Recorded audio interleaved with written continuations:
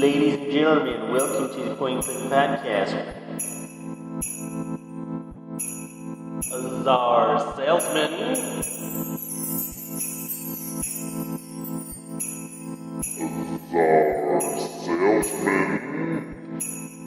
We pretend people care about our opinions. We pretend people care about our opinions.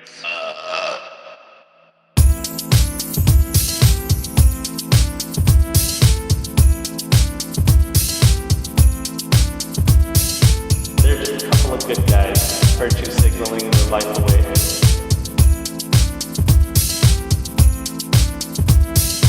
It smelled like wet dog.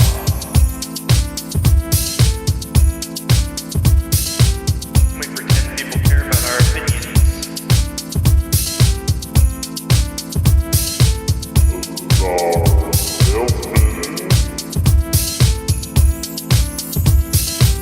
We pretend people care about our opinions.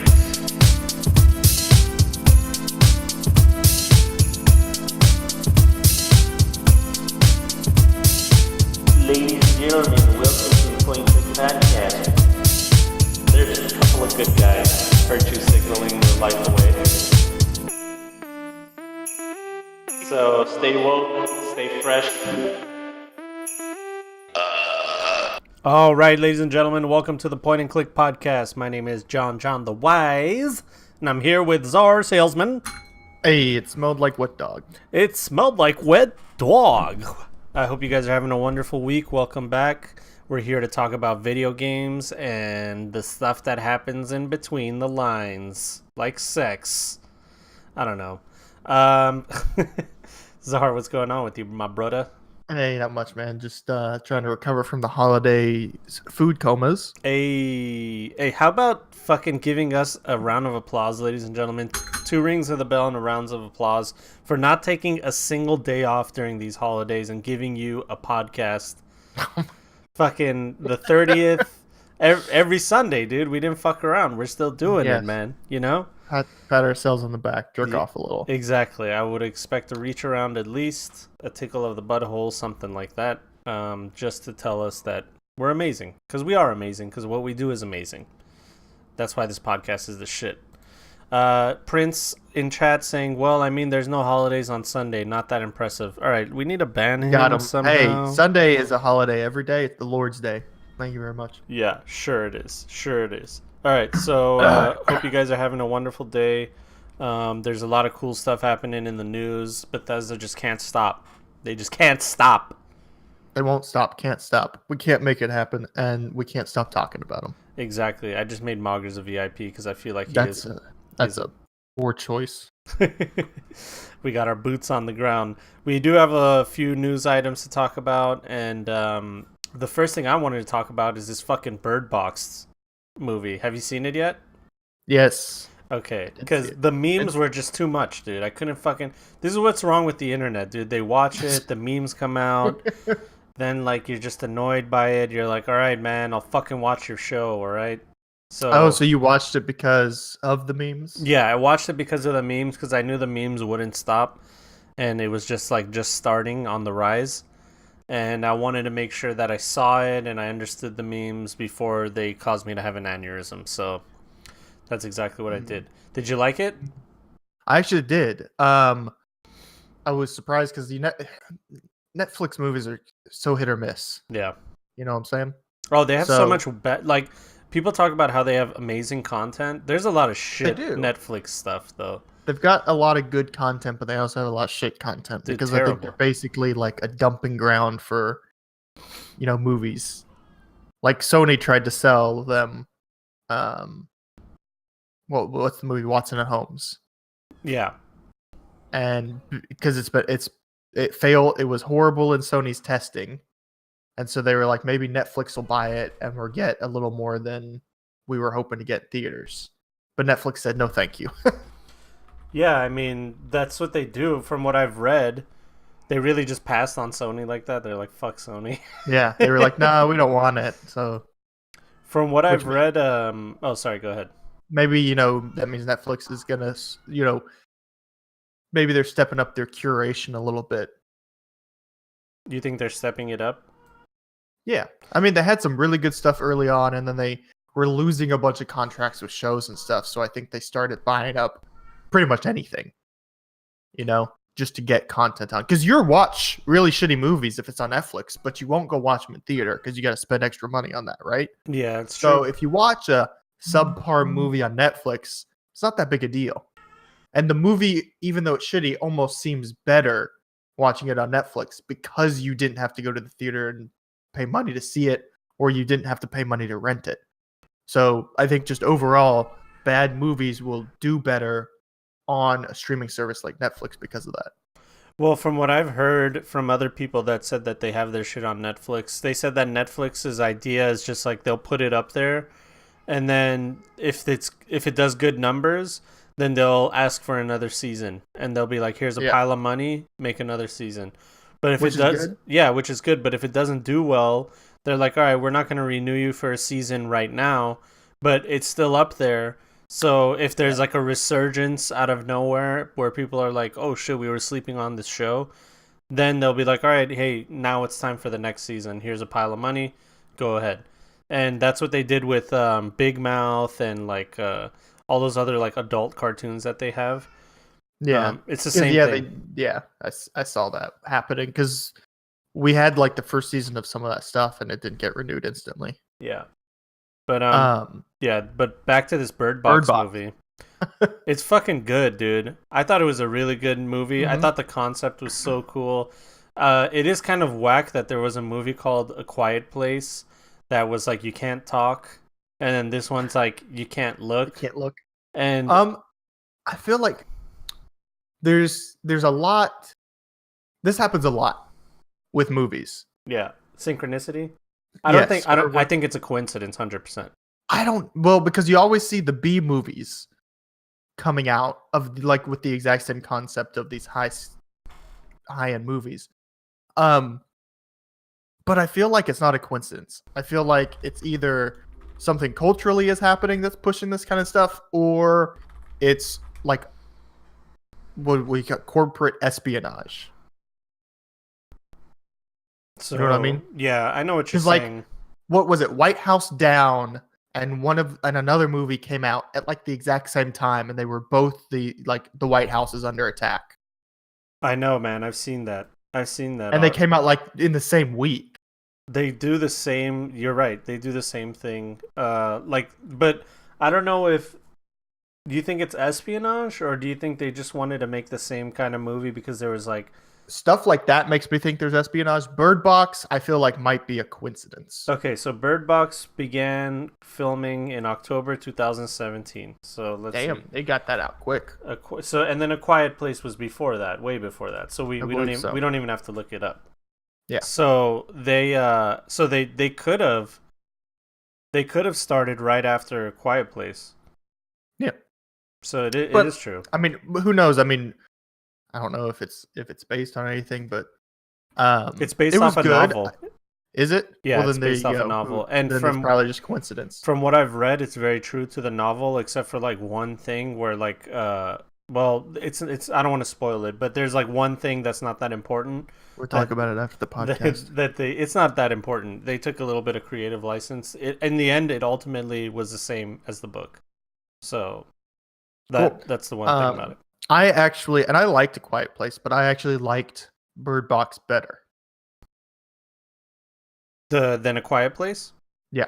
I thought it was better than A Quiet Place too. And I don't know and I don't know if maybe it's just bias in my case because I just like the concept better. I love the concept way better. And first of all, when I watched The Quiet Place, we went to the theaters and I ordered nachos. I think we talked about it. I couldn't even fucking eat my nachos without feeling like a piece of shit. Oh yeah, because it's so fucking quiet. Yo, man. Hey, thanks for the biddies, Random Cheesin'. My friend, my friend, how are you? It's been a long time since I joined from Cheeseman. Nice to see you, buddy. Thank you so much for coming by. Welcome. But yeah, I couldn't watch it because of the nachos, dude. And like everyone was staring at me, and I'm like, dude, I want to eat my fucking nachos. I'm not gonna just not eat my nachos now. Yeah, I'm gonna eat them. But I don't know. Because the biggest thing with A Quiet Place is how much they show the monster, especially right off the bat. Yeah. So I like the execution behind Bird Box a little better, especially because I mean there is no reveal on what it is, what's going on, or anything. Spoiler like that. alert. Spoiler alert. Spoiler alert. Yeah, Well, spoiler. this gives you time what type of movie it is. Yeah. Most horror movies do one or the other. They have this big reveal or they don't. I read that well, hey guys, we're kind of getting spoilery right now, so if you haven't seen it yet, I'm giving you a chance, podcast listeners, people that are here live, too bad. I'll say that's as spoilery as we'll get. Yeah, that's the only thing we'll ever spoil. We're not going to spoil the plot or anything. But yeah, they decided not to show whatever the force was that was making people do the things that they were doing. But they said that in a deleted scene, they did have a scene where they showed like whatever they thought the monster was supposed to be, but only because the production was like, you have to show people something, so they made something on the fly, and then they cut it. And they cut it because it looked like dog shit. So their intention, the entire movie, was to never, show you anything, which I thought was amazing, dude. Because I was more terrified because of that. Like later, you know what I mean? Yeah. And the things that it could do, Yeah, it's a thing that is common with like horror movies, or they keep suspense longer throughout horror movies without showing the monster because your imagination is always going to be more terrifying than whatever they can think of to show you. Yeah.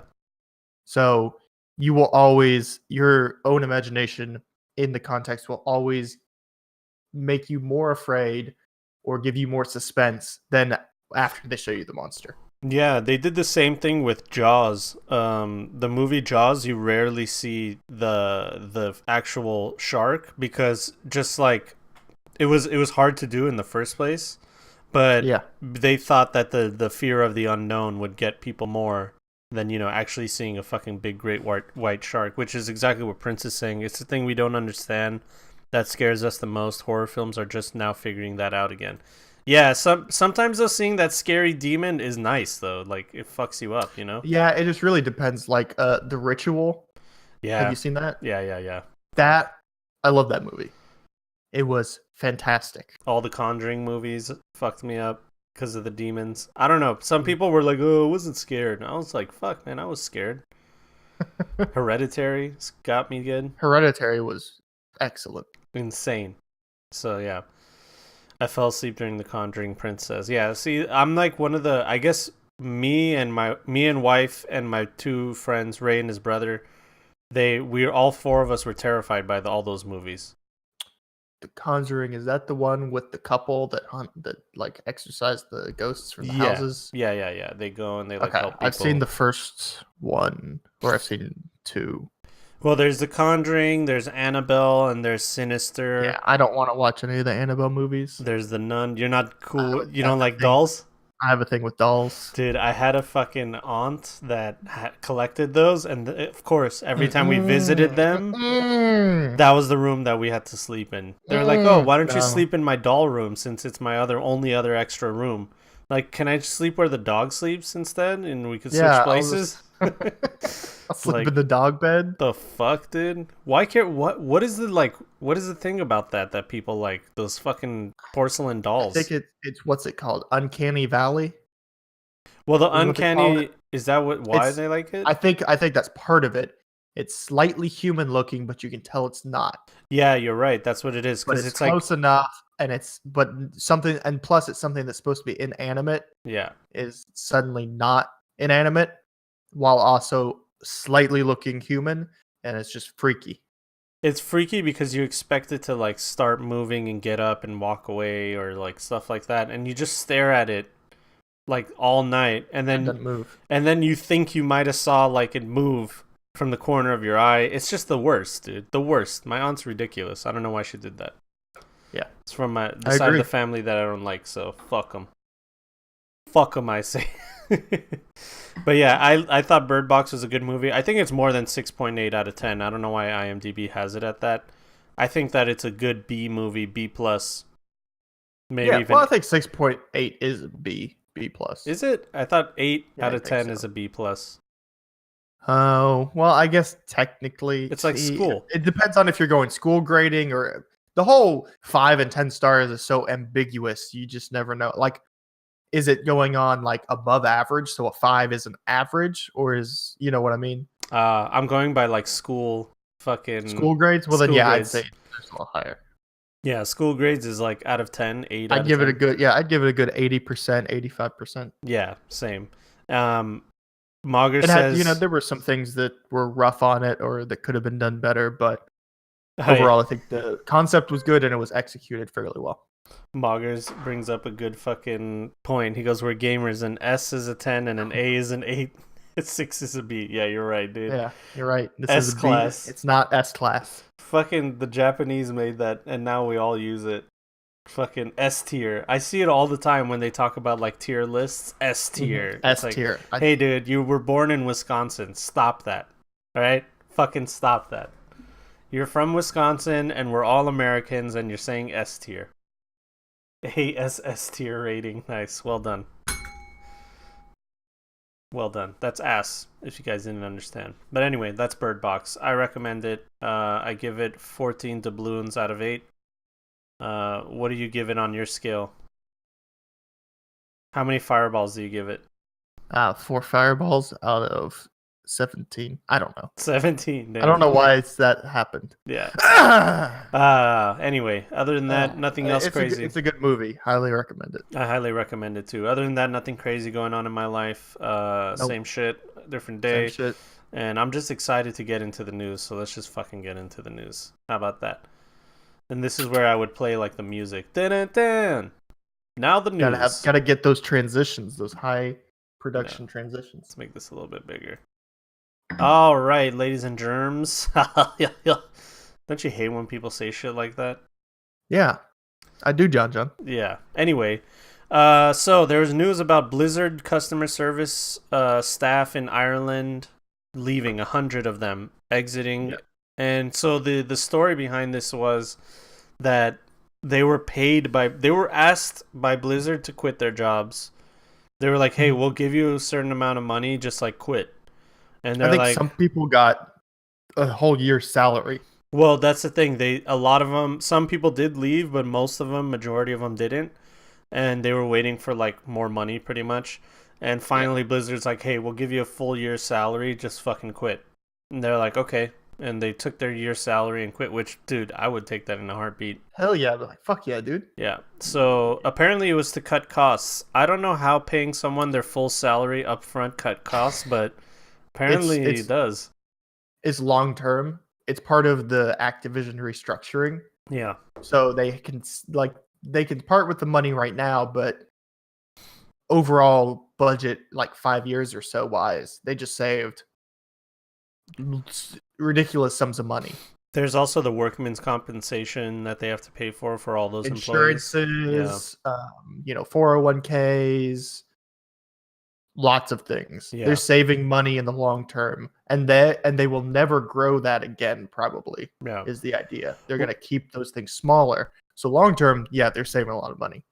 And this is being spun as like, oh, people are leaving Blizzard because they're unhappy with, the way things are managed. But it's like, no, man, that's not how it is at all. They wanted their jobs.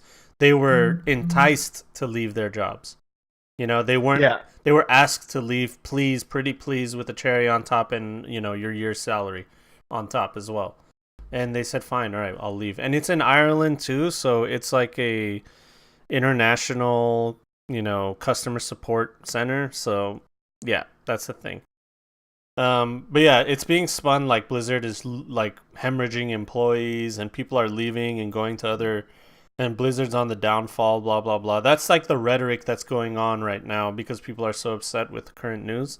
But I don't think that's what it is at all. I think this isn't part of it. This is, like I said, it's just, it's tied in just because this is part of the Activision restructuring things. Yeah. But the people leaving is not of their own volition. Like, some people were waiting around to get more money to leave. So, I mean, because you got to think they would be leaving a job where they have insurance and benefits and 401ks and stuff like that. So it would make sense why you would stick around until they're like, okay, we'll give you a year's salary to leave. Because when you leave your job, you now don't have insurance. You got to do something with your 401k. Yeah, exactly. All that other stuff. You got to start job hunting. So Could you imagine calling customer support in Ireland, by the way? Like, you're like, fuck, man, I lost my CD key. Let me call customer support. Hi, dude. How you doing, buddo? Like, yes, I that's mean, how they sound, John. that's exactly how all of them sound. But Mhm. just imagine not being able to understand them because they're Irish. You're like, dude, what the fuck are you saying, man? They're hard to understand, is what I'm saying. Okay. I don't have that much. I don't have trouble understanding the Irish. Well, whatever. You suck. But the some of the Scots with their accent Scots are nice though. gets a little iffy. Iffy is correct. Next piece of news. PC Gamer Doomba turns your robotic vacuum cleaner into a Doom map making Jesus machine. Christ. Yeah, this thing is actually really cool. Let me go to their actual website so they can get their click.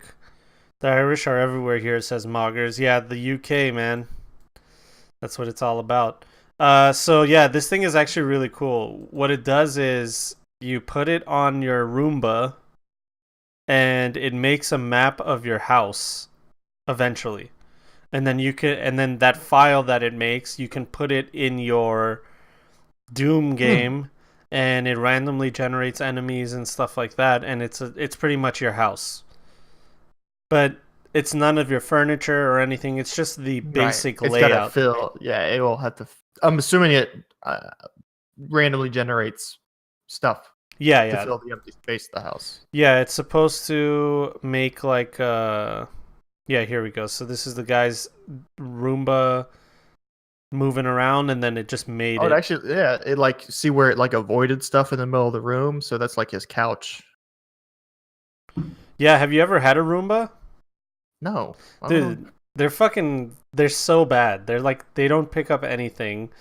They don't vacuum anything, and then at the end of the day, when you open them up, there's like all this shit in it, and it's like, what the fuck? Like, my house is dirty, and you're full. Like, what the And you're fuck? full. How did this happen? Our cats would destroy it. So Oh yeah, no, it's like a cat's It'd be worst useless. enemy. My dogs would just like be in constant anxiety with it around. But it's hilarious that there's still mods going around for the original Doom, and that's pretty much what this is. people still play that. They play it on their refrigerators. Yep. Play it on their microwaves. Yeah, that's the meme, right? yeah.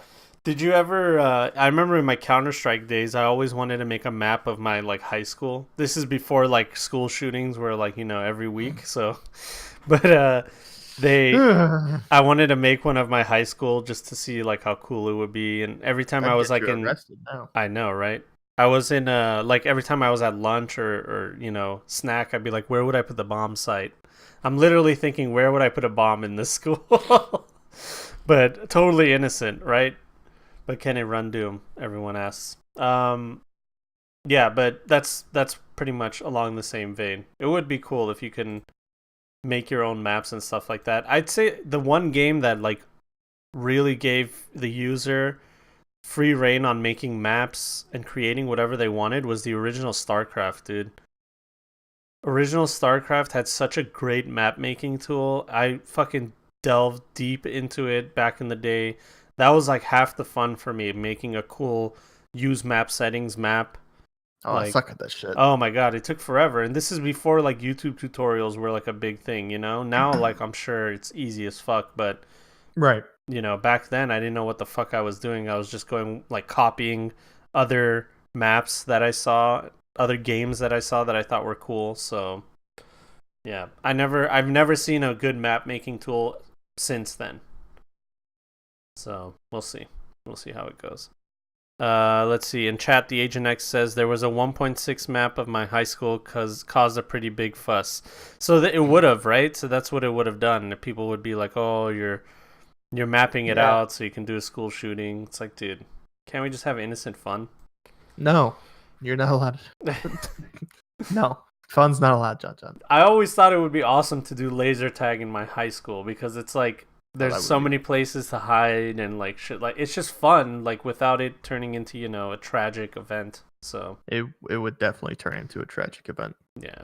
Anyway, next piece of news. We could skip this if you want, but Black Mirror Bandersnatch page goes live on Netflix. It's a movie. Yeah, watched it last night. Oh, you watched it? We're gonna watch it tonight. Do it. Was it recommend it? What are you gonna watch it again just to like choose? I'm going to have to deep dive into this thing. I think it's got upwards of 5+ hours of footage. Oh wow.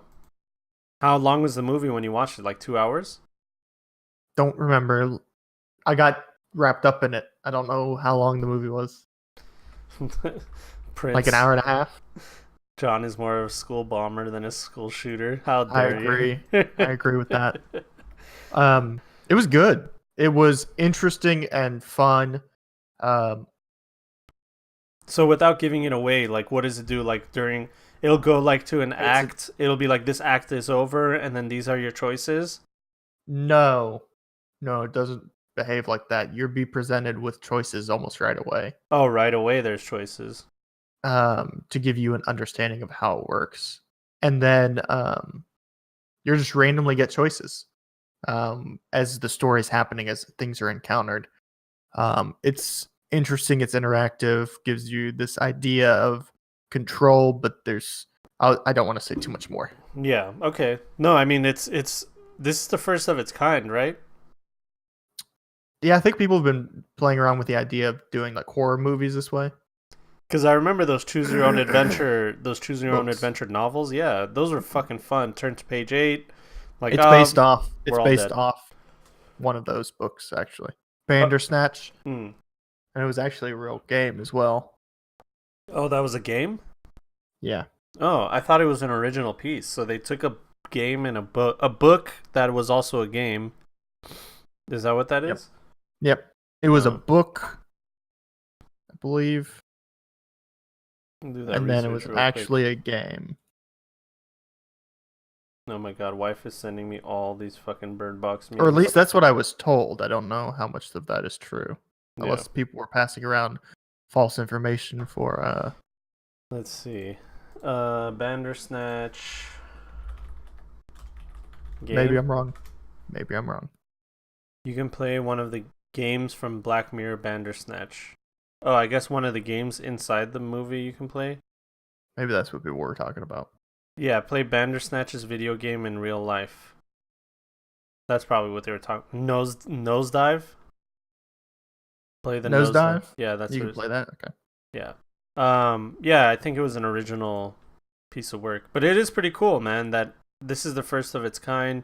I think that this would never have existed if we didn't have the medium that we have with Netflix, where you can literally like have your remote with you. In the movie theaters, obviously this would never work, but No. it shows you like that even though we think that we know the limits to entertainment, there's like new shit happening over. It's like shit that you didn't even know you wanted. You know what I mean? It's like, well, it's more like old shit meets new shit. Yeah, old shit means new shit. So I'm gonna give it It a was shot. definitely enjoyable. I would definitely be interested in more movies like this coming out From And, like other people, not just Black yeah, Mirror. there will be bad ones. Yeah. But I'm very interested in seeing some really good ones in the future coming out that really utilize how it can be interactive or mess with you in different ways like that. Yeah. The whole having like options and stuff. As gamers, we're fucking used to it. We're used to, that this is not a new concept for gaming. The new concept for gaming is like actually doing it the right way.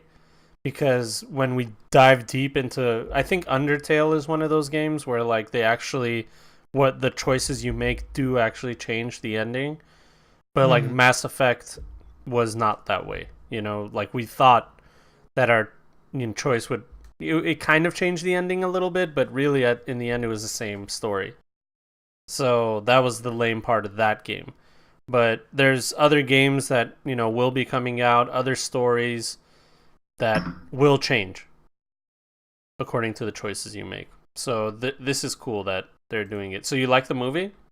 Yeah, I think you'll like it. Okay, we'll watch it tonight. We'll see how it is. So if you guys have been thinking about it or heard about it, it's out now. It's on Netflix. If you don't have Netflix, the fuck is wrong with you? Hell yeah. Clap back. Next piece of news. Game Freak hoping to surprise players in 2019. Game Freak. What have they made? They made name the sounds familiar. Pokemon games. The Pokemon RPGs.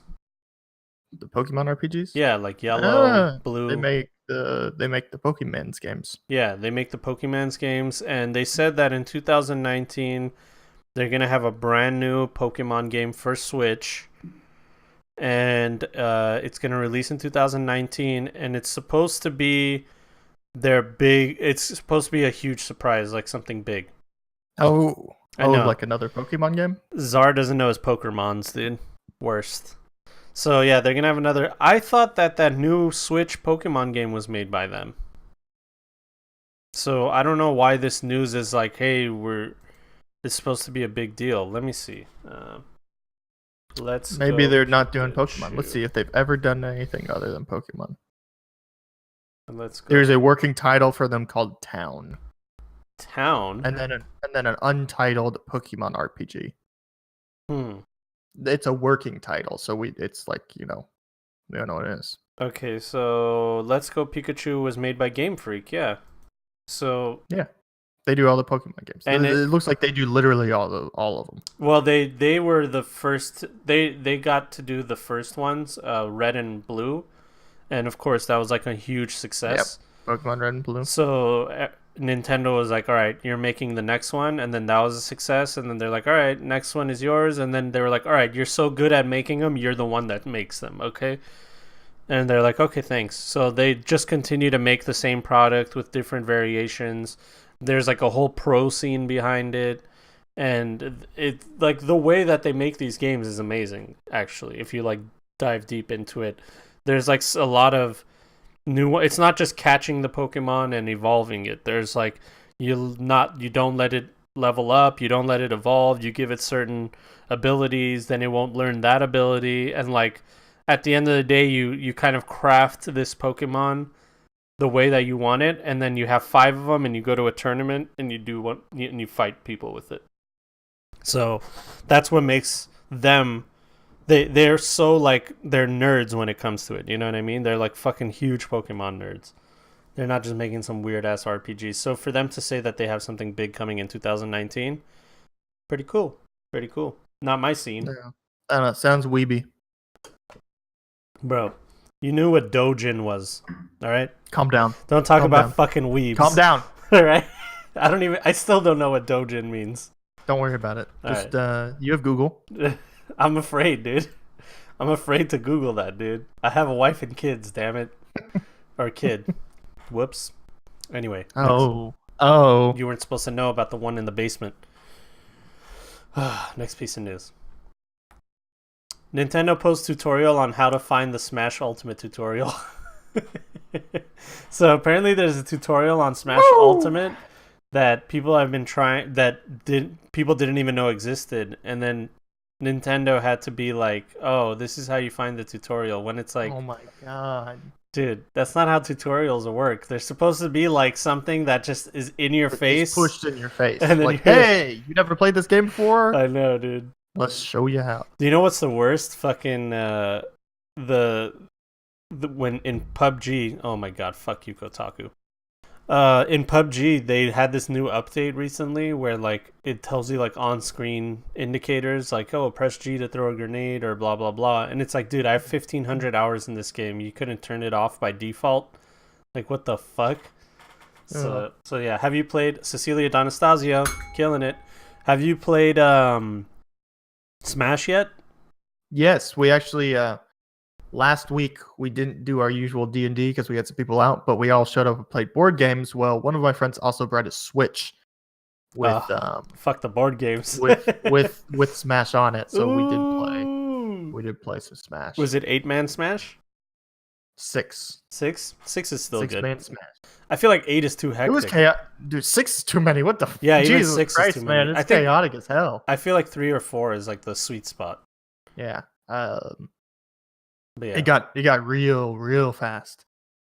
People were walking off the map because they couldn't. Yeah, you can't fucking see anything, dude. I know, that's the worst. The worst is when like one's up in the air on the top left corner and then one's up down like below on the bottom right, and now it's so zoomed out that you need a fucking magnifying glass to see what's going on. Yeah.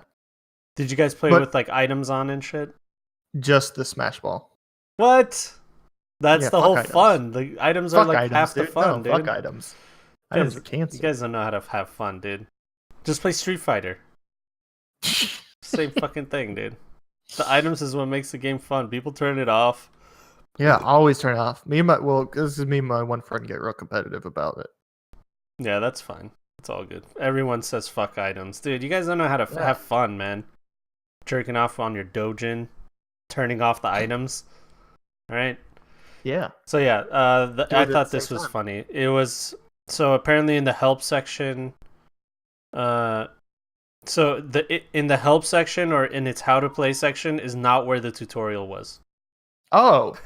Oh. I would have assumed that's where it was. So they had to release an image to show people, here's how to get to the tutorial. Yeah. In case you didn't know. So for tutorial video, select movies. And what? Then in movies, select how to play. Not to be mistaken. Oh wait, first you have to go to Vault. Then you go to movies. Then you go to how to play. Not to be confused with going to help and how to... Help does not have it. And how to play does not have it. Tutorial, movies. Tips. Tutorials, movies, tips. Yeah. So I feel like maybe lost in translation there. I don't know. Who knows? But maybe they just suck at design. The screen is like the UI, the menu UI is really strange. Also, if you need to know how to play Smash, it's just not for you because it's the easiest fucking game in the world, dude. Well, they got, kids that have got their first, Nintendo console and their first Smash. Dude, your cat is going buck wild, dude. Not my cat. Your cat's like, "Grrr." That's it's my niece. Your niece is yelling at your cat? No, she's where my wife is watching her sister's daughter. That's funny. I just thought she's at work and she's for some reason just having a fit. Oh, that wasn't your cat? That was that was a human child. That was a human child. Dude, that's fucking hilarious. All right, next piece of news. So that's it. If you guys don't know how to play Smash, Kotaku saves you. Good. Don't play. Sell it. It's so easy. Any direction, A or B. You're done. You figured out the game. Good job. GG, no re. All right, next piece of news. Don't do it. Pikachu. Bethesda asks suspected Fallout 76 cheaters to write an essay about why cheating is bad. Excuse me? So, yeah. Excuse me? What the fuck? So the request was actually genuine. I guess so if you use cheating software, you would get banned. And if you wanted to get back into the game, you have to write an essay. That's good. It seems most bans resulted from the use of either cheat engine, a memory editor, which is a real cheat, or Reshade, a post-processing tool. Now, that has my jimmies in a twist for a second, because all Reshade does is actually make the game look better. That's all it is. It's a post-processing tool. Yeah.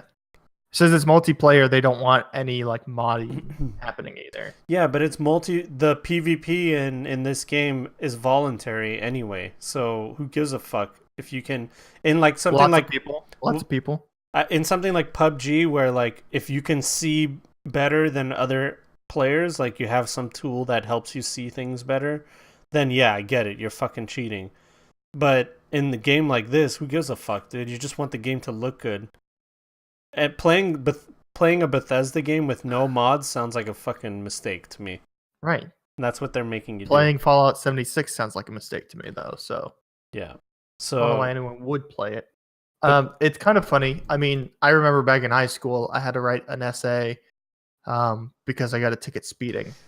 Really? And, yeah. So I don't know who decided that I had to write the essay. It was either the cop or the court. I don't know. But instead of paying for it? No, we still had to pay for it. What? But they also demanded that I write an essay. Oh, Jesus Christ, dude. Because I was in high school, so I guess they took the opportunity to... I think that they didn't put the points on my record, is what it was. Yeah, oh, okay, well, that's good. That's worth it, then. But I had to write an essay. Dear Diary, today that ath was fat. And then I had to, go to the county clerk's office and turn it in. Fucking weird. They were probably like, all right, thank you. We'll just file this away as they put it in the trash can. In its email to the banned accounts, Bethesda said, if you would like to appeal this account closure, we would be willing to accept an essay on why the use of third-party cheat software is detrimental to an online game community for our management team to review. So I would understand for cheat engine, but for a reshade, a post-processing tool, I don't Incoming understand. flood of plagiarized essays. I know, right? Like, that's all they're gonna get. you just Everyone's find just one gonna on send the exact same essay in, and then we're like, well, okay, this was useless. What about just like putting in an astrophysics essay or something and be like, I didn't read the instructions, sorry. Turn in your PhD dissertation or something. Yeah, why is this game bad? That's it. Ooh, Kaiser. That's that would actually be funny because Kaiser wants them to write an essay on why the game is bad. Yeah, why don't you write an essay, dude? That would be funny if people start sending essays on why their game is bad to them in response instead of submitting the why cheating is bad essays. That's what I want to see. Everyone get banned to get on it. So yeah, that's it. Let's continue with Fallout news. With this thing, Fallout 76 players banned for trying to improve graphics. That's the reshade jumping tool. right into the reshader tool. Well, that's the reshade thing, and they told them to write essays on why it's bad, and it's like, dude, how is this fucking? It's not Like, cheating, it's not. dude. But a lot of companies, they don't like you using third-party software or third-party apps, but it's not cheating, dude. Yeah, but I also want to say, how easy is it for Bethesda to actually tell whether the mod is or the third-party software is just going to improve graphics, or if it could be doing something nefarious as well?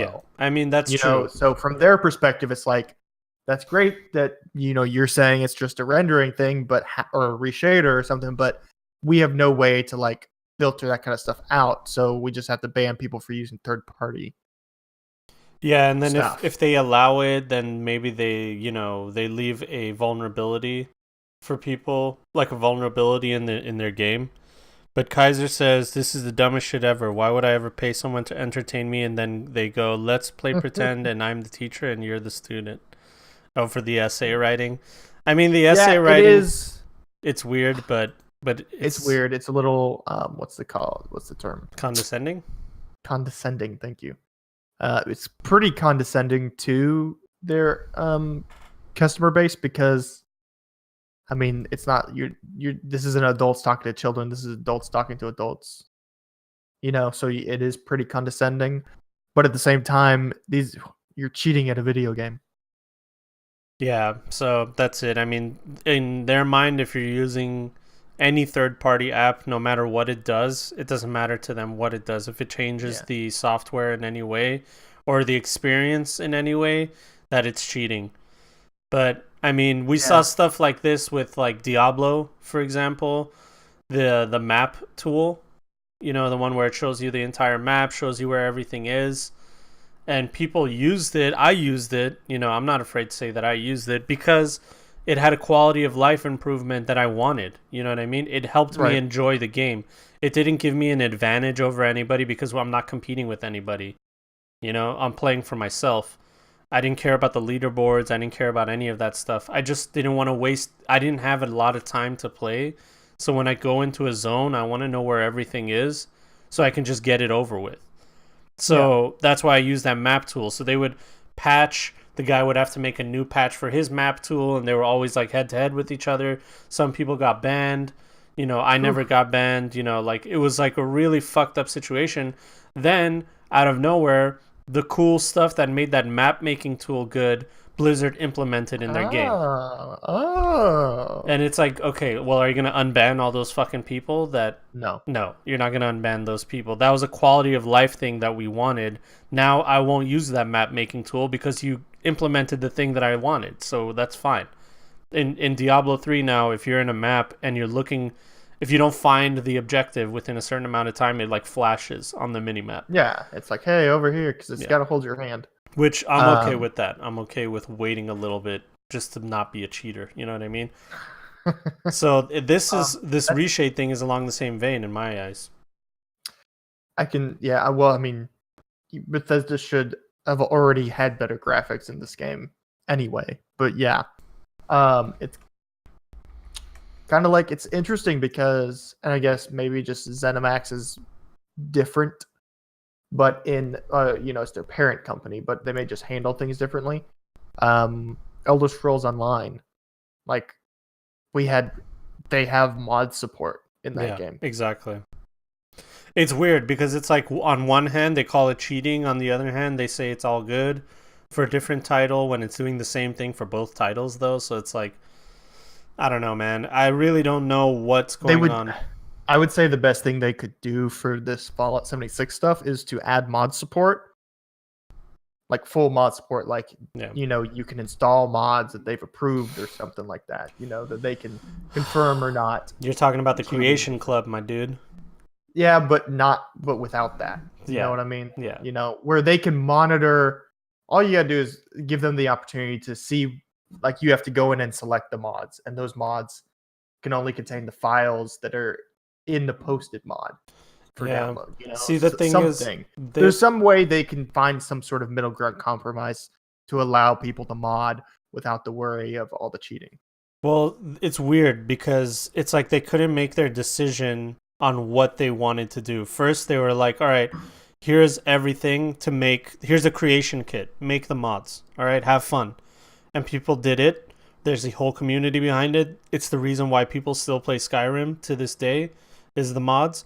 And then they were like, oh man, we should capitalize on this, like we can make money in between. So they created the Creation Club, which was pretty much mods that you could have gotten for free, but now you have to pay for them.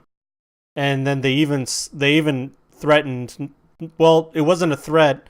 They were just saying they were going to do it, but people took it as a threat. They were threatening that all mods were going to be paid mods now. Like, you can't just get any free mods anymore. There's huge backlash behind it. People hated it. So for them to go back to letting people have free mods on Fallout 76, which is notoriously known for having terrible microtransactions on a $60 game, it just doesn't seem in line with the logic that they have going on right now. You know what I mean? Especially with the next article that I have. Oh my god! But we'll talk about it after. So, but yeah, that's what I mean about this whole this like reshade tool. They don't want people improving their experience with the game for free. That's what it sounds like. And that's possible. This could be something they add in later. Like you said, they might add paid mods in, which is going to be insane. Yeah. Because again, they would be you'd literally be putting better graphics behind a paywall. Yeah. Can you imagine that? It's crazy. Only Bethesda would get away with stuff like that, though. They had a mod for their mud crabs to make them like Dwemer mud crabs, and it was like $10 or something like that. And it's like, dude, I've been modding mud crabs. Like, this is my 6 different mud crab that I've changed for free. And now you're going to tell me, like, you're going to add something that's not even that remarkable. Like, you know what I mean? I think Bethesda's going to have trouble in the future with what's their Elder Scrolls 6, yes, but what's the other one coming out? Starfield. I really think Bethesda is going to start having trouble with their titles because after, people were mad enough with Fallout 4. A lot of people liked it, but a lot of people disliked it. Yeah. With stuff that they changed or the fact that it was hella buggy, like worse than Skyrim. They further stripped speech options to where it was like you have 2 positive answers to give and 2 negative answers. There's no nuance. There's no conversational skill involved. It's just stripped down, and lazy. The positive answers were not like what you wanted to say. Like the negative would have been something that you would have rather said, even though you think that, it's like it wasn't in line. You know what I mean? So yeah.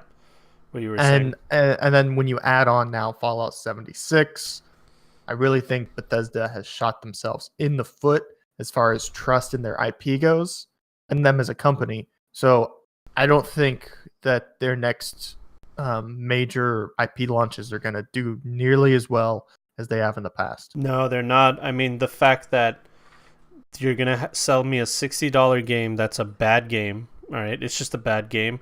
And then to improve my experience with the game, you're going to make me pay more. It's like, dude, I already gave you $60, man. And your other games that you charged me $60 for, you were like, hey, here's the software, open source, have fun, you know? And that's why I loved this company, because they were like, here's our game. And I would even like tell people that were complaining about their bugs, like, dude, relax, who cares that their games are buggy?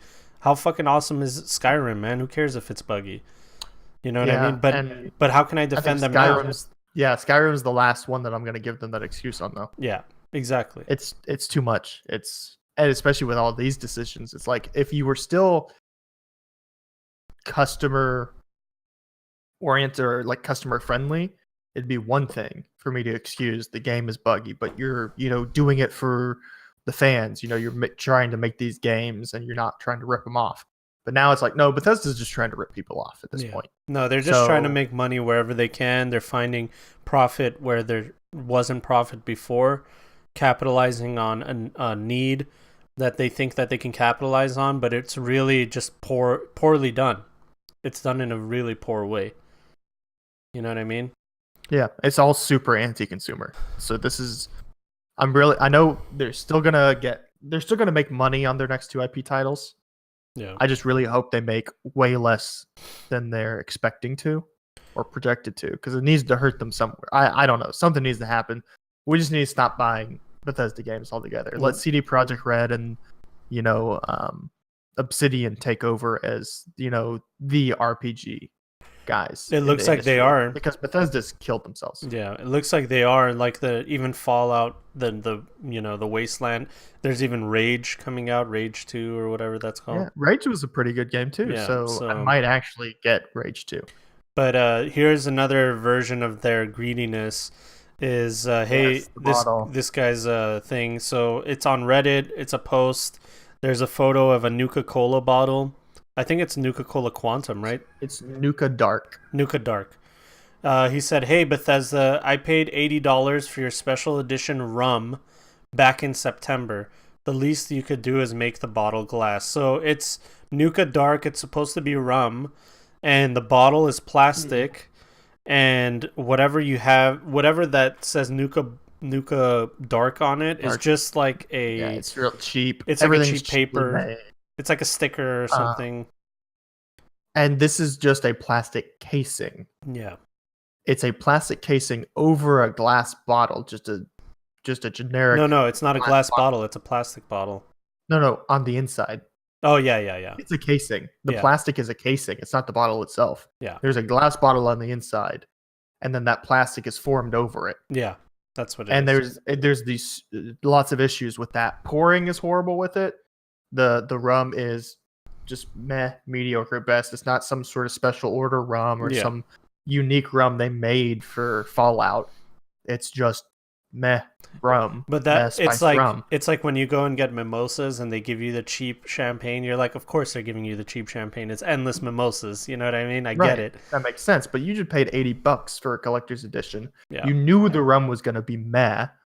There was no question of that. You're like, the idea was it's collector's item, right? Yeah, at least the bottle will be nice. Guess what? They give you meh rum and a shitty bottle. Yeah. And this is pretty much just letting people know, with the bag controversy where people paid $200 for Fallout 76, this thing for $80, rip off. Total fucking rip off. People are just getting ripped off left and right. They're making money.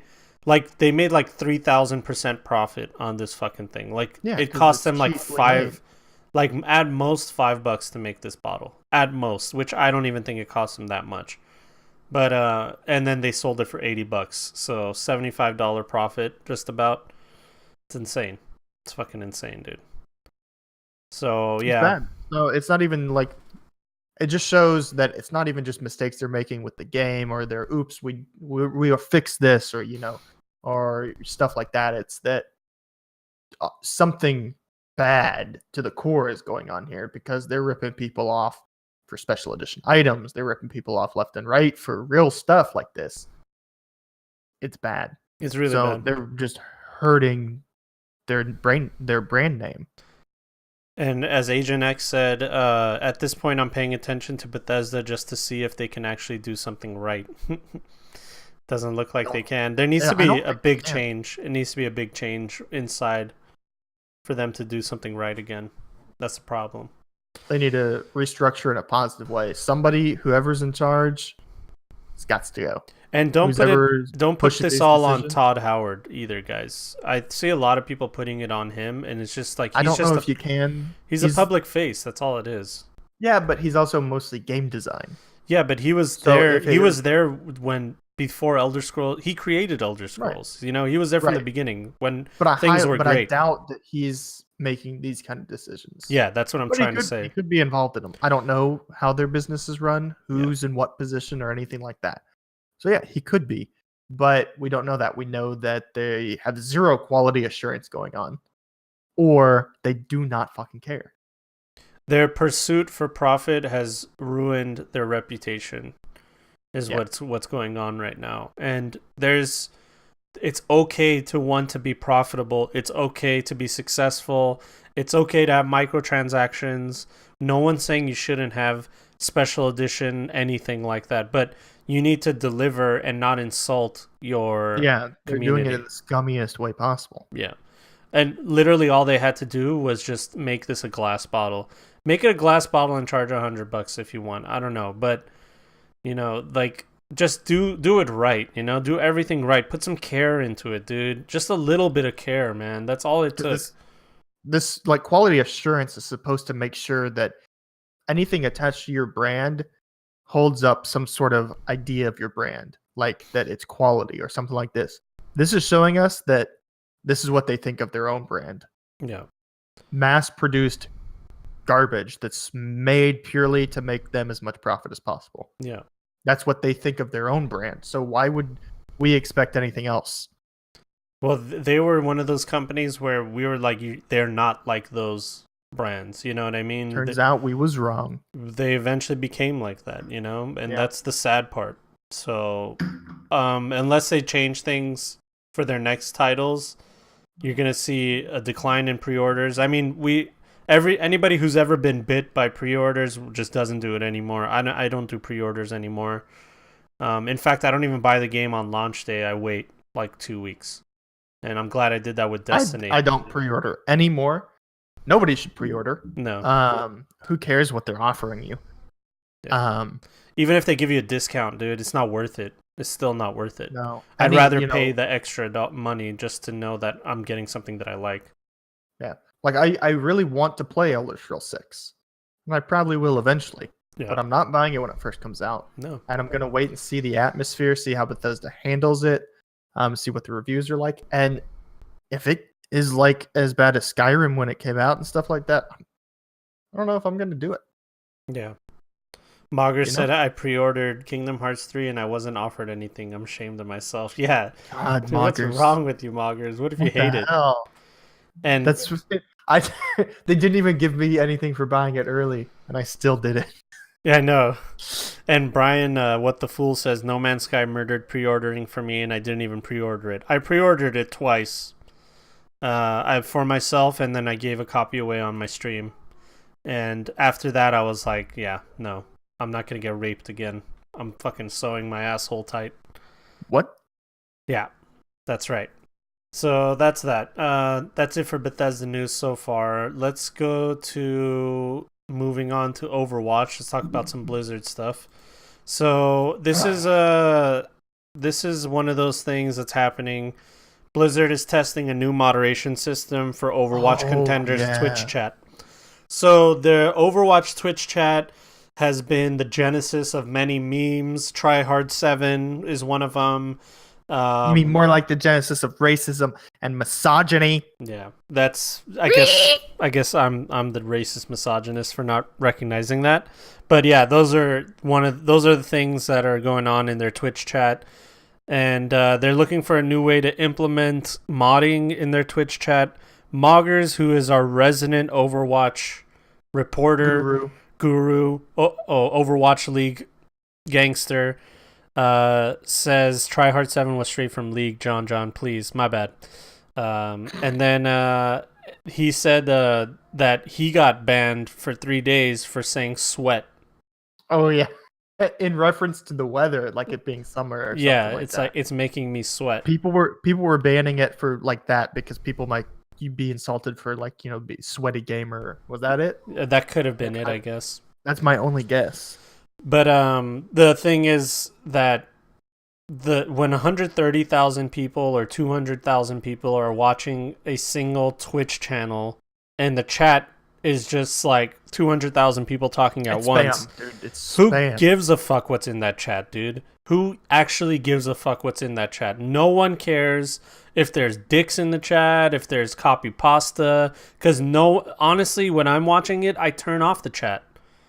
Or I turn it on just to see the memes. That's it. No, exactly. I don't use it for discussion. No one does. So them moderating it just doesn't make any sense. I don't understand why they would give a fuck. I'll put this caveat on for my perspective. It makes sense to an extent. You don't want chats of that size are always going to boil down to some form of copy pasta being repeated during different times, right? So yes, you don't want to allow people to spam the chat with it just all being the N-word, or something like that. You want to keep that kind of stuff out, but you're not going to keep like baiting people for like possibly using stuff like sweat that could be used as an insult somewhere, like all of this other kind of stuff. Like that's so over moderated that it's ridiculous. Yeah, you want to keep people from just the chat being spammed of racist or, offensive stuff. That's normal. That's natural. But all this other like minute, small, nuanced things that they're banning, it's like, this is getting ridiculous. Tryhard is banned from their chat, isn't it? Just the emote. It's a Twitch emote. It's a site-wide emote. They've banned it. Yeah. It's like ridiculous stuff going on. It's so weird. Like the censorship just doesn't make sense. It's like laughable because it's like Twitch doesn't think that it's a bad thing to have that. Why? They're like, I don't know. I don't understand. They're just like eating themselves. It's so weird, dude. It's so fucking weird. It's a lot of just the pushing of this PC cultural narrative where it's like everything has to be whitewashed, pristine. Like you can't have that can be zero edge. There can be zero nuance of anything outside of what they specifically allow kind of conversation or words to be said. Anything outside of that is bad and bannable. Yeah, that's like it nobody uses the chat for any, like, do you know Kriparian? His chat, it's all copy pasta, it's all memes. Right. He has no moderation in it. No one gets banned because he doesn't even read the chat. He has his own separate chat for his like diehard subscribers and diehard fans and stuff like that. And he reads that chat. And then the other one, he's like, just do whatever the fuck you want. Have fun. You don't have to be a sub. It's not in slow mode or anything. You can copy pasta. And you know what? People have a good time doing it, And sometimes they'll look at it. It's just a place to like meme about what's going on or what you're watching or just other memes. It's going to be fast-paced, copy pasted meming. That's what happens when you have way too many people trying to talk at all the same time. Yeah. So that's it. I mean, I don't know, dude. I don't know what to tell you. What does Donnie think? Well, that's what's important. Donnie, what do you think about Overwatch League and its, censoring of certain words? Yeah, same. I feel the same. Insightful as fuck.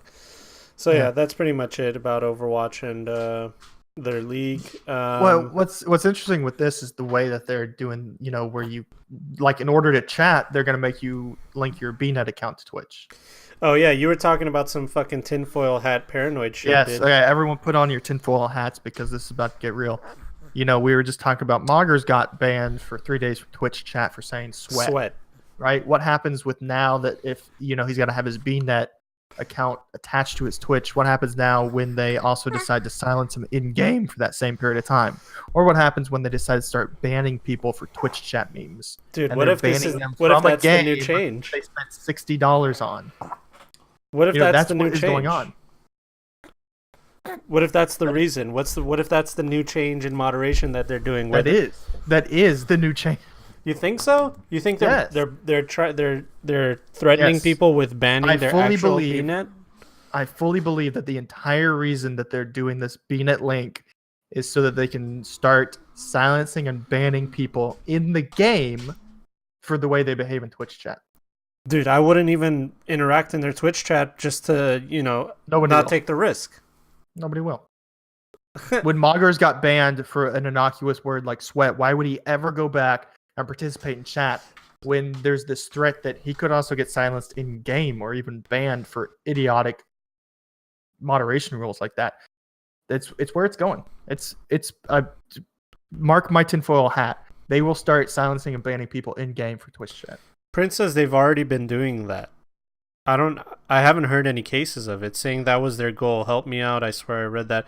And Stas is saying in the forums, they were saying that, I thought you guys are being paranoid, but they're really going to do something like that? Hell yeah. I don't know if they confirmed in the forums, because I don't go on like Blizzard forums and stuff, but that's definitely what I think is happening. It looks like Chad is saying there's been talk of it, even on the forums. And Prince said, I know someone who's gotten banned in-game for something he did in chat. Wow. Perfect. There you go. Holy shit, Future dude. is here. Holy Abandon all hope, ye who enter Twitch chat. We don't want your toxicity to be in our game and in our community. You have that hate has no place in our community. I hate when they say shit like that. Hate has no place in our community, dude. Yes, memes and jokes are hate. You can't say the word sweat. Well, their memes and jokes to use are, but other Hold people on. might perceive it What sentence is wrong? as hate. Wait, sorry, that sentence is wrong. What? Abandon all blizz ye who enter. Oh my god! So, what I'm trying to tell took the you... time to make a pun in chat. Who defines hate? I'll tell you who defines hate, Stas. Those, what do they call them?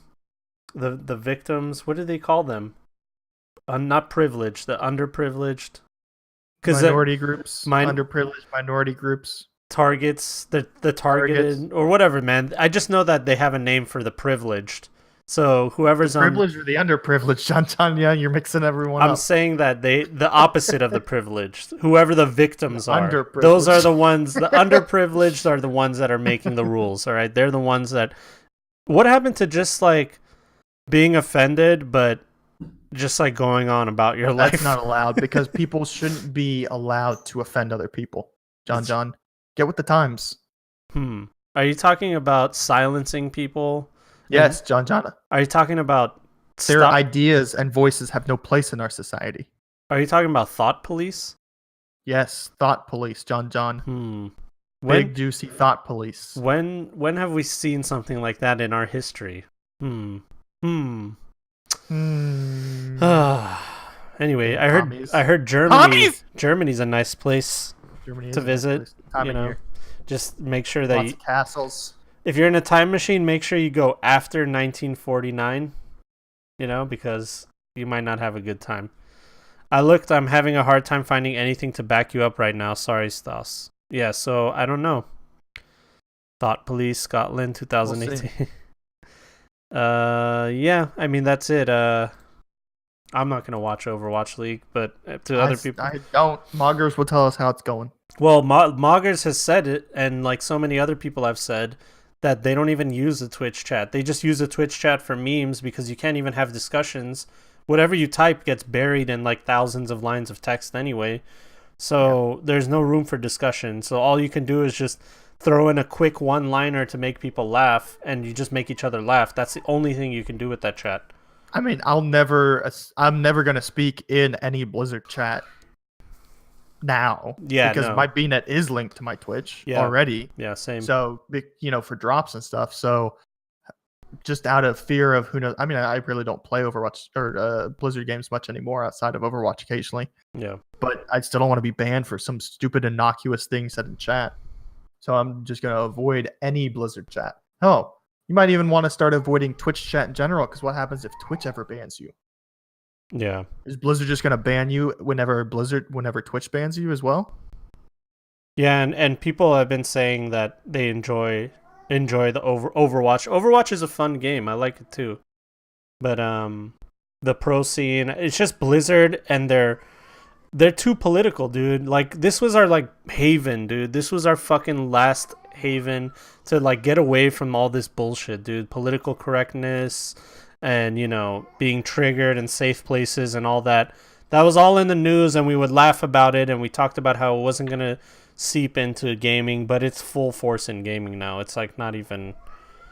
and in a negative way, dude. Where like it's not doing anything positive for our. No. Even though they make it seem like it's a positive take, it's not doing anything positive. And it's overreactions and overreaching is what these people are always doing. It's just like the stupid idiocy behind bully hunters. Oh my god. Yes, I am all for banning people from the game who are abusive in-game chat. Yeah, All for it. for sure, 100%. If you are doing any sort of targeted abuse in-game chat, perfectly fine with banning those kinds of people. Yeah, Perfectly fine with banning feeders and throwers who throw tantrums in game and stuff like that. Not okay with this overreaction Orwellian style to it's virtue signaling to say, look at how safe we're making our game. yeah, They're not. You're still going to have toxic idiots in the game. The only thing you can do is continue to punish toxic idiots. There are toxic idiots in the game. This isn't going to improve the game or the toxicity issue in online games. In fact, it's actually detriment to your community because people that are not being toxic, like moggers who write sweat, are collateral damage. Yeah. Because of how zero tolerance you are with any of this stuff. You're Or so like- zero tolerance that you're perceiving something that's not even a thing. You know what I mean? You're making it a thing that's not a thing. Right. Or, You know? it's reminiscent of the thing that happened to Moggers is reminiscent of when Ubisoft started banning words and stuff from Was it Siege. White Man? I think that might be banned as well, but a black guy got banned for saying the N-word. And I'm not talking about the N-word hard R. I mean the N-word with an A. The endearment way. Like he said it in chat and he got banned and he's like, what the I'm a black guy and I can't even say it. Of course, sure that makes sense. But it was just funny because it's like you can't even say it with an A on Twitch, you get banned. And that's not even the I guess supposedly it seems like we've gone more overreactionary and you can't say anything, Yeah. And Mogger said, also, I looked up what you said, John, and you're right. If you so much as say try hard in the owl chat, you get permaban. So if you just use the emote in whatever way you want, maybe like I'm new to Twitch, I see that emote and I'm like, oh, that's the perfect face. Banned forever. Yeah.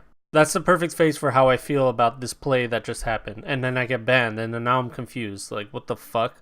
Like, I don't know any of this shit that just happened. You're a racist, so you were banned. Yeah, you were banned for a racial slur? Like, where? Like, please tell me. And then they tell you is this emote that you thought was the perfect face, when you yourself were like, I didn't think of it as a black guy. I just thought, like, hey, that's a perfect expression. Because that's what these emotes are. They're expressions they're avatars for your feelings. Like, Resident Sleeper is I'm bored.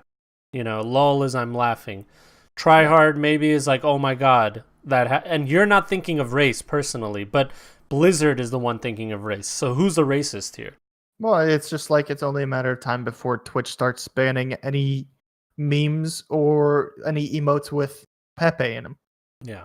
Which has like, become a white supremacist thing, right? Not really. It's, some people I don't like have used this meme to meme. Therefore, it's now a symbol of their ideals. So the meme is now racist in general. You know what I mean? Yeah. It's just insanity. Is what it is, John. It is insanity. It is insanity in the worst way. All right, let's move on. We've been on this for a little while. Oof. Check out this. You know me, Czar. I always got the good VR gifs, right? Oh. I always got the haptic good sleeves, VR haptic gifts. sleeves? No haptic dick sleeves. on. This is actually a positive gift, all right? This is what the future of VR is supposed to look like. Yeah. So what we're looking at is, for our podcast listeners, it would help if you guys went to the YouTube channel and checked this shit out. Look at what they see in game. They see each other's faces, facial expressions. The guy's on an omnidirectional treadmill, and this is the immersion that we're looking for. Yes. Look at that glove, dude. Haptic gloves. Haptic gloves with fingertips. He can take this little cube and move it around in his hand. He has this big bulky glove, and obviously here, boys. everything that they're doing Features looks here. kind of impractical, but But that's it's the prototype phasing. Exactly. And It's gonna look impractical. if you put all these elements together and just clean it up and make it more streamlined, this is what we expect VR to be. Yeah. But And- dude, I would wear those big beefy gloves Yeah, I would right too. now. Fuck yeah, I right would now. right now. Yeah. Put a sword in my hand or a gun in my hand. Hell yeah. Oh my god. Yeah, this is cool. So this isn't that weird robotic shit that the Japanese are trying to make to like cause, all kinds of accidents. But holy shit, man. This is insane. God, I want VR so bad. Yeah, this looks like Ready Player One shit already. So it's coming It's there. only a matter of time. John. We're almost there. Plug me in. We'll get there soon. So just wanted to show you guys. For podcast listeners, please check out our YouTube, Point and Click Podcast on YouTube. You'll find it so you guys can watch this stuff. And give us a like and a subscribe, all right? Love you. All right, next piece of news. Monster Hunter World and Assassin's Creed to combine in crossover event. No PC launch date yet, by the way. Nice. No P. Okay, Yeah. perfect. Good. Yeah. So it's dead on arrival. So dead on arrival. I don't understand how these two things being linked is a good thing. I don't understand like them putting Geralt in in Soul Calibur, and then they put him in Monster Hunter, and it's like, what are these? It sells. It What? just sells. That's really. So Assassin's Creed is doing well, so they can get more exposure by allowing them to use the likeness in the Monster Hunter game, and Monster Hunter gets the benefit of making you pay for it. So what it does is it's just in-game items that look like Assassin's Creed shit. That's pretty much it. When you wear the Assassin's Creed hood after you do the quest, your damage when attacking from a stealth state is boosted, and you makes you faster when running or climbing. And yeah, that's it. They're just this is just Nintendo and Capcom and everybody collaborating to make money. That's all it is. So that's it. Pretty much. It'll be interesting. I mean, as far as I know, isn't Monster Hunter World pretty much dead? It is kind of dead, but I mean, people still play it, I guess. They did release like a new event after the Video Game Awards. But yeah, I mean, I'm not into it. And especially with no PC launch date, like, they don't give a fuck about PC, dude. The port was garbage. Yeah. Yeah. So people are not happy about that at all. Brian says, well, Soul Calibur has been putting special characters in their games forever. I remember they had Yoda and Darth Vader and Link and stuff like that. But yeah. Vander and Star Killer. Oh, Vader and Star Killer. Yeah. I was like, who the fuck is Vander? Maybe that's what they call him in Alabama. That Darth Vander shit. Alright, next piece of news. From Software is working on 2 unannounced games. If anybody knows who From Software is, they are the people that make the Dark Souls games. Oh boy. Oh buddy. And let's see. From Software is the studio behind Dark Souls and Sekiro Shadows Die Twice, which was Japanese Dark Souls. And everyone's like, no, it's Japanese not. Dark Souls. Like, yes, it is. It's Japanese Dark Souls with samurais. No, it's not. But yeah, they confirmed that there's 2 unannounced that's titles. what it is. Yeah. The half refers to Deracine, a recently released PSVR exclusive, whilst I don't know what that means. So we don't know. We don't know anything about what their 2 unannounced games they're are. Working on something. Yeah, we don't know what their 2 unannounced games are. But they're working on something. There's 2 of the things that they're working on. So get your credit cards ready.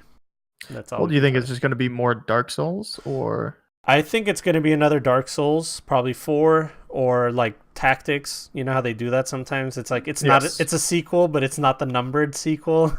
Yeah. Dark Souls Tactics or some shit. Yeah, I imagine it will be a tagline as opposed to a number at this point, right? Yeah, I think before they actually call it Dark Souls 4, there's going to be don't you look at me that way. We talk a lot, all right? There's going to be a something like that in the middle. HD remix, who knows? But the other one, I don't know. It might be a new. They're not afraid of making new titles, as we saw with Sekiro Shadows Die Twice, even though it's Dark Souls, fucking in Japan with samurais. they're not afraid of making new things. So maybe Dark Souls in space. Dark Souls in space. And I mean, it looks like they're. I mean, they make other stuff too. Like they're making a DS Monster Hunter game. They're the ones that do Armored Core. Dude, Kaiser says if John nails the title, I'll give him blowjobs for a whole year. You better, dude. I'll fly to Dallas or wherever the fuck you're from to get those BJs. Mexico. But yeah, wherever the hell you are. But yeah, tactics is what's gonna happen. I thought I heard they were done with the Dark Souls IP, says Fresh Prince. Nah, as long as it's making money, no matter what they say, they're still gonna make it. I mean, they could because they've got games like this. Yeah. Or games like Bloodborne. Like the style of game is going to continue, but they might be done with Dark Souls title, but they're going to keep them on with these types of games. I always refer to what they said about John Wick, the John Wick series. As long as they're making money. As long as it's making money, they're going to make John Wicks. That's what they said. They Thank literally God for said that. that. They literally Thank said, God, yes. as long as it Thank makes God for money, that. we'll keep making sequels. So that's the same I'm thing ready with for everything. 3. I'm ready for 3. Yeah. So that's it. 3 looks pretty good. You know what it is about those John Wick movies? Not only is it a good action movie here in the States, but overseas it does so well. It does insane. It's just nice, straightforward, crisp action movie, Yeah. Nothing too convoluted, nothing too complicated, it's not preachy, it's not trying to do anything special or deep. Yeah. It does what it's doing, it does it straightforward, and it does it well. That's it. And as Fresh Prince says, I'm fine with that. I love Keanu. Point Break is one of my favorite movies. I like that that's what you fucking point. Point Break. How about, The Matrix? Which is one of the best. China fucking loves John Wick. I know, dude. They love action movies. That's why Steven Seagal and Jean-Claude Van Damme still make movies because of China. The Chinese market. Love them. And what's not to like? Hell yeah. Anyway, next piece of news. That's racist moggers. Valve lists the 100 best-selling Steam games of 2018. Let's go to that after Let's roll it back. Yeah, well, let's do this one first. Epic Games has decided on the morning of today's $100,000 WSOE Fortnite LAN tournament to add another huge game-changing item, the Boombox. So the Boombox is a radio that is an explosive bomb. Like you throw it and it's a bomb. But this guy says not only is Epic not concerned with competitive integrity at this point, it looks like they are intentionally making big gameplay changes before major Fortnite to show off the game. Yeah, so they don't care about create media. Yeah, controversy. That's it. They just want to make controversy and people talking about it. They never gave a fuck about any of that stuff. Remember when they just said the keyboard and mouse stuff? All that keyboard and mouse stuff that like they just said, you can't use it in game, and then they're like, actually, well, you know what? It's not cheating. And then they were like, all right, we'll let you use it because we don't see any. And then they were like, no, we're banning it because there's a chance that you'll have an advantage using keyboard and mouse on console. So it's like they don't give a fuck about their esports or the integrity of it. They don't. It's just like them allowing that, what is it, the Infinity Edge or the Infinity Sword or whatever it was called in their last tournament. There's only one of it in the game, and the dude went just ham on people. He killed everybody. And it was like, okay, so you have a tournament, they can just be won with one item. Yeah, exactly. That you get from the RNG, where did it go? Where did you drop? What path did you take? All this other stuff. They don't care about the competitive scene at all. They only care about advertising their game, keeping it in the headlines and stuff like that. Yeah, and they added like airplanes and like anti-air machine guns, and it's like, what the fuck's going on here? They don't care about anything. They just want to make content that sells. That's it. And they're just like adding That's fine. shit. That's fine though. Yeah, it is fine. It is fine. But whenever you have a tournament and you want it to be a serious tournament with serious competitive nature in it, and with money on the line, with teams where people have quit their jobs and have made it their full-time thing, the integrity of the sport needs to be on your mind. Not what can we showcase in this tournament that everybody's going to be watching to entice new players. Yeah, that's not the idea of it. So it's like It's like you have a basketball game and they change the way the ball looks, or the way that, they add a 5-point line out of nowhere right before the finals. It's like, what the fuck are you talking about, dude? We can't have this, like, but that's just to entice new people. That's exactly what they're doing, and they don't give a fuck. So Moggers has said, that's why I've been saying all year Fortnite isn't an esport, or at the very least it isn't an esport yet. I mean, it has the potential of being an esport. There's a game in there. There's a version of the game where it can be competitive, but with all this shit going on and all these like things, and not giving people the creative control to like eliminate these things, Yeah. it's kind of just, you're kind of stunting your esport growth. But which, by the way, doesn't even fucking matter for Epic Games, because they're making so much money. They don't even give a fuck if they don't have an esport. They do have an esport with all this bullshit. They don't even care. It's still working for them. So yeah, that's it. So all you Fortnite pros out there, yeah, that's what we have to say. All right, let's look at Valve's 100 best-selling Steam games of 2018. We It's love rewind lists. time. We love the lists, and we're at the end of the year. So where is it? Fucking, is it this button? Click the link. Who cares what they say about the list? Let's look at the list. All right, top sellers of 2018. Does it count if it's free? Yeah, it doesn't really. Well, I guess the gross. Dota gross 2 income? is free. Dota 2 is on the So list. how are they? Okay, so they. by gross revenue. So Dota 2 Okay, is first one of all. of the top sellers as a free-to-play game, making what? All right, time out. I'm very triggered by this, first of all. It's calling it the top 100 games, and then instead of numbering them, it has categories of platinum, gold, silver, and bronze. Okay, so they put 100 games in these categories. Don't call it top 100 if you're not going to number them. All right? Get them, John. Get them. Just say, game awards. Don't say top 100. There's no numbers. Which one's number one, Dota or Far Cry 5? Is it by order, or is it like all these are number one? I'm triggered, dude. I don't... Just like when they do sequels for movies. It's Alien 1, Alien 2, Alien 3, and then it's Alien.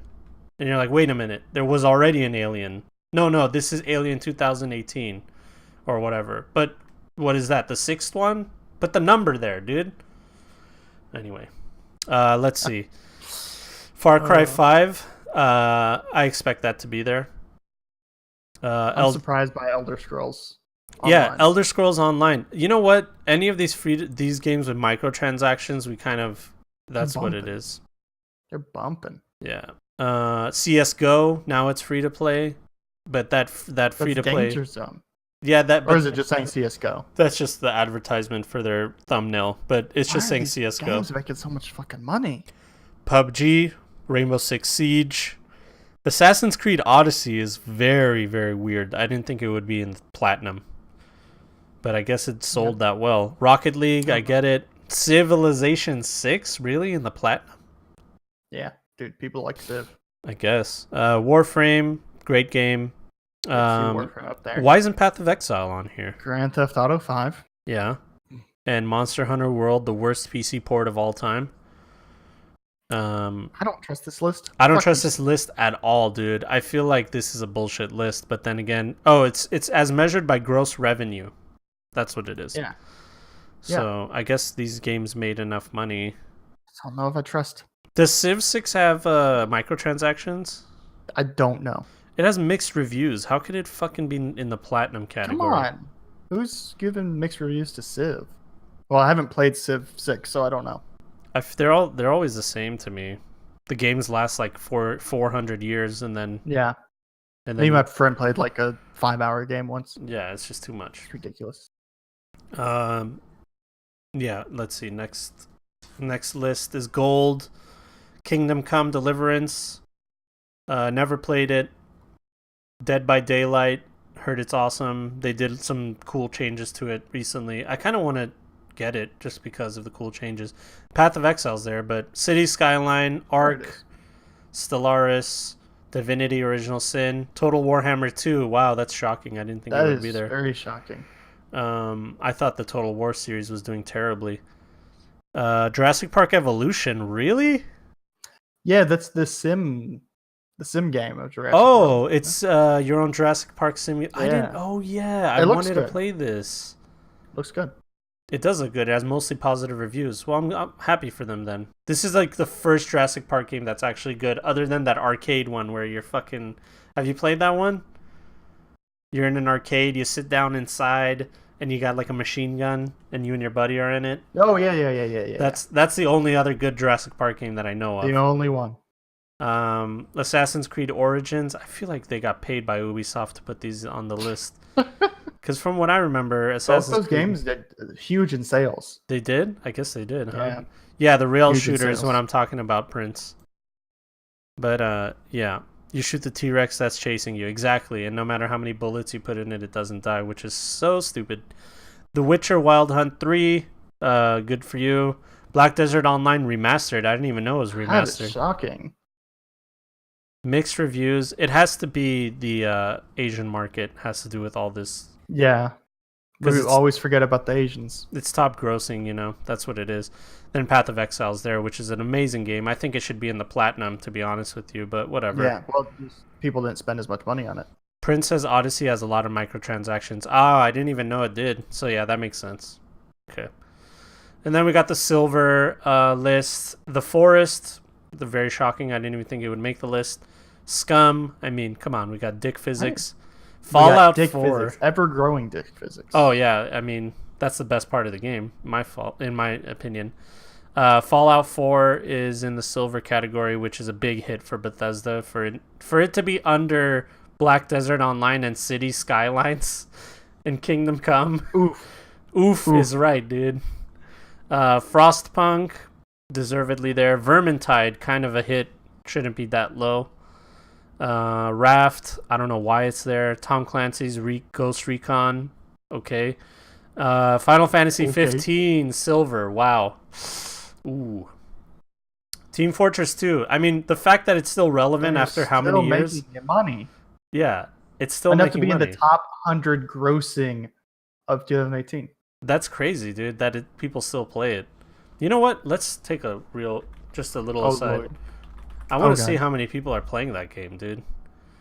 Team Fortress. Oh, here. 61,000 people playing the game right now. Right now. Wow, dude. Peak today, 63,000 people. As compared to something like, what's a new game that just came out? No, I can't find any. I'm trying to think of a game that's come out recently. This game is like how old and there's still that many people playing it? That's insane, dude. Sick.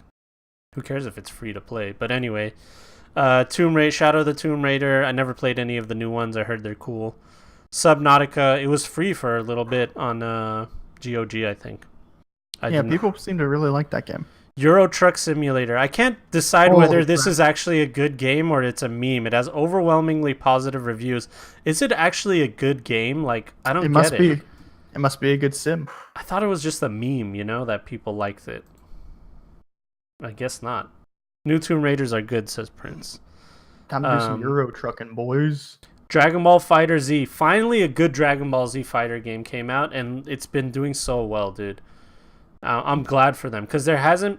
It's so weird because a game like a series like Dragon Ball Z, you would think that it would make the best fucking fighting games because that's what the show is all about, and the fandom, that's all they fucking care about, and they haven't made a good one till now. Finally.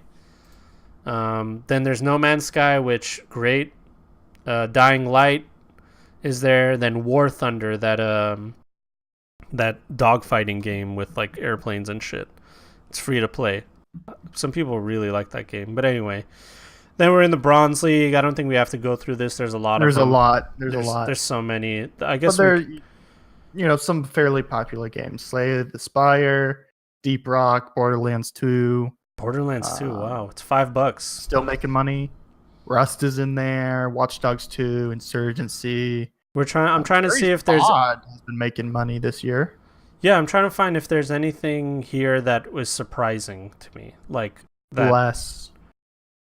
I mean, XCOM 2 is still there. XCOM 2 is still staying relevant. It's crazy. Top 100 2018. That's very good. Yeah. in 2018. Dude, Skyrim's still there, just like Damn right. killing it. Always. Yeah. But yeah, that's pretty much it for that. Yeah, I don't really see anything else here that is shocking. Final Fantasy 15 or what is it, 14 online is weird to me. The Division is still there in 2018. It's $8 on Steam. Holy shit. The new one's coming out. Yeah, I'm sure it's also probably got microtransactions that boosted sales. Yeah, up the wazoo. So you still got these weird like retired whales spending money on a dead game. Artifact is on here. Oh wow, it is. Well, I mean, Valve made this crowd, list. Dota crowd, the card playing crowd. I'm sure a lot of people bought it.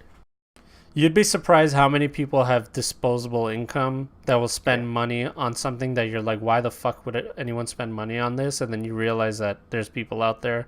A lot of people. Yeah. Like there's people that spend money on those fake slot machine mobile games for fucking coins and shit like that. So yeah. I'm not shocked by this. But this is the 2018 list. I feel like since this is our last episode of the ever, we're done. No, of the year. I feel like you and I need to talk about what's the best game of this year or top 3. What are the top 3 games that you played this year? Zara, I'm putting you on the fucking spot. All right. Oh God, no prep work, no chance Tell me. or speech. Sweating. So you wanted me to estimate like best game of the year or best game that I played this year? I want you to tell me the best 3 games of 2018. I don't care when they came out. I don't care. It's just what are the 3 games that you spent most of your time on that you don't regret? Okay. That I spent on this year, regardless of when it came out. The most that I played this year. Jesus Christ, what did I fucking play this year? It's not just what you play. Yeah, I did say sweat, didn't I? It's not just what you played, because I played PUBG, but I'm not fucking putting it on the list.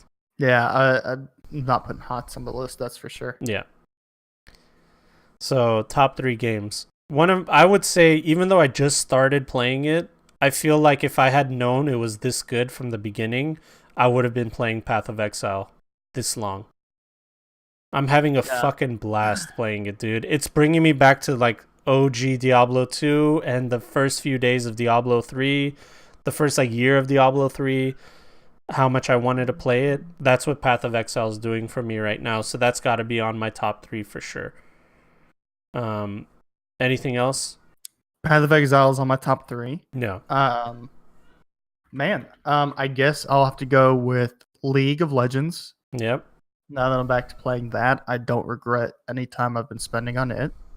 And I've been playing it a lot because there was really no single player game that I played a lot, and obviously HOTS is dead to me, so that's not on my list. Yeah, exactly. Battle Rate's dead. I don't play that anymore. Like, I'd have to say League of Legends, Path of Exile, and did I play any other game this year? I know, that's what I'm trying to think, even like outside of our realm, if there's any games that we played. I guess Warframe. Warframe was good too, yeah. So Path of Exile, Warframe, those will be my top 2. I'm looking for a third one. I'm looking at the Steam list right here of top sellers. What did you play, John? What did you play? I mean, a lot of PUBG, but that was just because of my stream. And to be honest with you, what did you play and like? Not a lot, dude. Try and think if there's anything on this list. There wasn't much else other than that. Fuck. I feel like there was an indie game that I played the shit out of. Enter the Gungeon. Enter the Gungeon. That's it. That's the one. Yeah. Enter the Gungeon. They came out with Dungeons and Dragons is the best game ever. Oh, yeah. That is actually... Oh, okay. Here we go. Well, I guess Cyberpunk 2020 is not a video game, but that would be on my top 3. But if I had to choose a video game, it would be Enter the Gungeon. They came out with Advanced Dungeons and Dragons, and I fucking loved it. I loved the update. They were going to do another DLC. They scrapped it for the chance to make a new IP, a new game altogether. So I'm excited for it. They're a small company. They need the respect that they deserve. So I'm going to put those 3 on my top 3. Path of Exile, Warframe, and Enter the Gungeon. Is there another third one you can think of? No, mine No. was League. It's League, Path of Exile, And Warframe. That's- Which, Yeah. guys, those are all free-to-play games except for Enter the Gungeon, which is a $15 game. And it's on sale all the time. So what's your flop of the year? A game you were excited for and got disappointed by? To be frank with you guys, I thought Fallout 76 was going to be sick. I really thought Fallout 76 was going to be cool. I thought the idea of an MMO multiplayer Fallout was going to be awesome. I was okay with it having bugs, but then when we saw the product, obviously I think it was the biggest flop. Ooh, State of Decay 2. Yeah, I thought that was going to be a good game too, but it flopped so hard. What is there any other flop you can think of for 2018? Yeah, I had it and then I lost it. Let's see, worst selling video games of 2018. Let's see, that Call of Cthulhu game was really bad. Oh, for me, it would be the Call of Duty game, Black Ops. Yeah. I'm Oh sure it yeah, did that's well, right. But it flopped for me after a couple weeks, and I was just like, and I'm completely done with it. I'm with you on that. I feel like Call of Duty Black Ops was not as good. I thought it was going to kill PUBG for me, but it is like a better game graphically, but that's pretty much it. Everything else was kind of garbage. Let's see. I'm trying to look and see if there's any. There's all these games I didn't even know existed, dude. That's how bad they were. Yeah. Spider-Man, shockingly amazing game. I haven't played it, but everybody talks about how amazing it is. Brian says Call of Cthulhu was fun. He's like one of the 200 players right now that's actually playing it. Nobody else is playing it. Yeah, I can't. Oh, Battlefield 5 was a big flop too. Yep. Red Dead Redemption did well. And yeah, I can't think of anything else. What I can say is I wish I bought a Switch sooner. I need to get a Switch in my fucking life, dude. The games that they have. We've been talking about how amazing the Switch is. And yeah, that's it. As far as this podcasts go, man, I gotta say 2018 biggest highlight was having Moggers and Game User on and talking about furries. Dude, disgusting. Gross, but I thought that was the Yes. best podcast episode of our career, dude. But for sure 2018, that was the best podcast episode. If you guys have any ideas on discussion on what your favorite episodes were, you can let us know. But in 2019, I want us to have a bigger podcast, do better things, reach a larger audience, and continue doing the same thing that we can. I want to try to get more guests on, people from outside of our realm, not just video games, but people that are content creators and stuff like that. But yeah, Moggers, that was our highlight for sure. For sure, it was our highlight. I wasn't expecting anything, and I was pleasantly surprised on how awesome it was, our thing. So 2019, we might get Cyberpunk, stuff like that. What else are you looking forward to this next year, Zara? Doing me nothing. Nothing? So pessimistic, dude. You're the worst. I've got nothing to look forward to as far as like video games go or media this upcoming year. I'm gonna be playing League of Legends, I guess, and that's it. Fucking old horse, dude. Riding that old horse. That's it. That's it for me. Yeah, that's it. I got nothing else to live for. Ladies and gentlemen, we put another year in the books. 2018 is gone. 2019 is around the corner.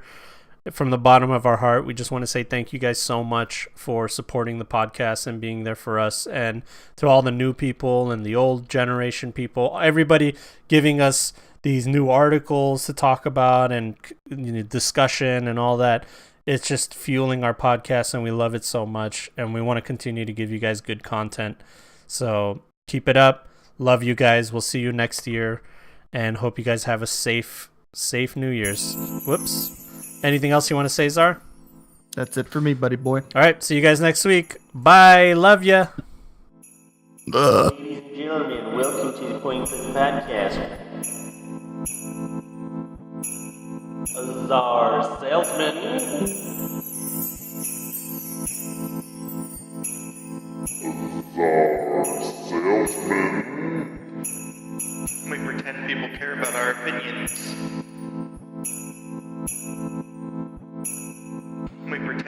care about our opinions.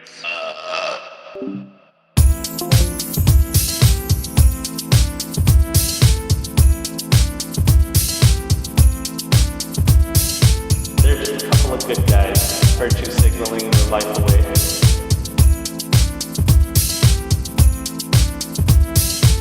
It smelled like wet dog.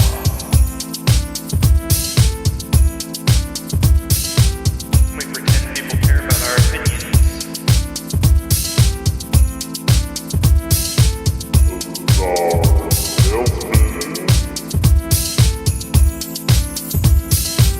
We pretend people care about our opinions.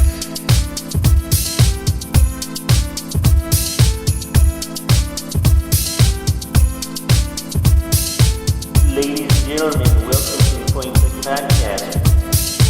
There's a couple of good guys, virtue signaling their life away. So stay woke, stay fresh,